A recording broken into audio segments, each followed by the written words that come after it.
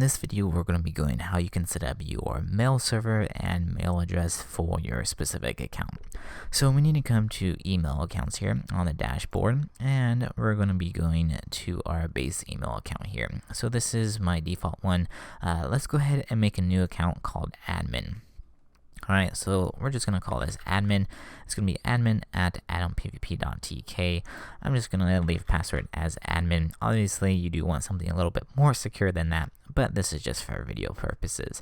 So here we go. This is my username and my password, and then here is my POP or IMAP server and SMTP server. So we're going to be using these a little bit later on.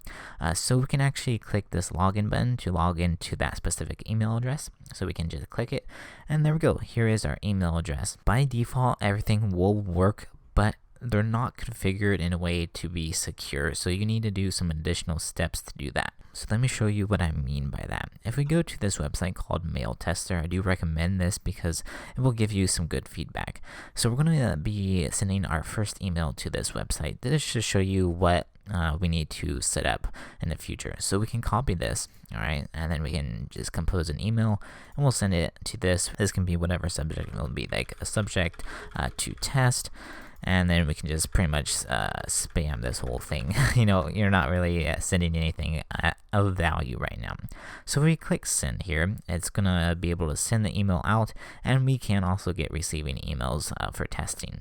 But just because of how everything is set up, we do not have any security enabled. So if you check our score, it's going to be very low, 5 out of 10. That means that, hey, we're not fully authenticated. We need to add some additional records. So going back to our dashboard here, you want to click this enable DKIM. Essentially, this is sort of like a key to determine, hey, this specific email that we're sending to and from is actually authenticated. So we need to enable that.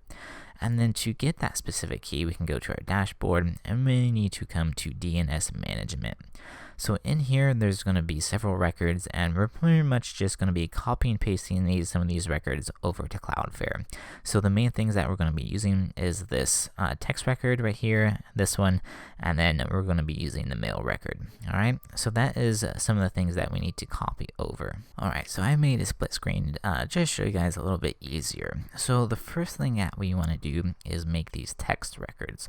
So we can add a new record and just do a text record right here, and then we're going to be copying this one, so this is just going to be the root, and then we can just input this specific value. So we can input that, click save, and then now we can add this domain key. So go ahead and make a new text record again. So text record, and this is going to be the name, it's going to be a domain key.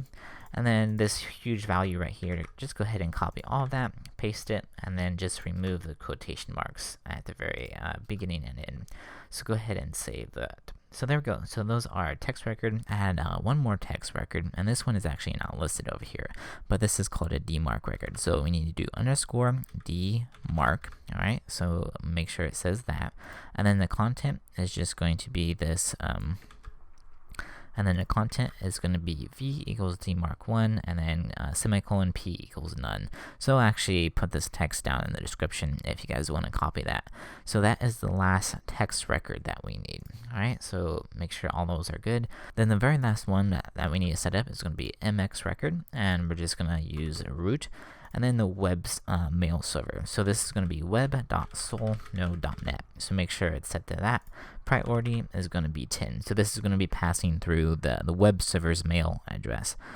So make sure you set that, and we'll just save that. So those are all the records that you will need for your mail server. And then we can wait about 15 minutes to make sure all these register. And then we can do the mail test again, and then everything should load up a 10 out of 10 score. So now we can test our email again. So we can come back to the mail tester, we can go ahead and copy that, and we can send a new message. So compose, enter the email address, and we'll just say another subject to test, and we'll just say testing subject for mail. Alright, and we can send that, and we can just go back to here. It should send pretty fast, and let's check our score, see what happens. It might take a little bit more time to register the DNS, but as you see, we got 9.5 out of 10, which is pretty good.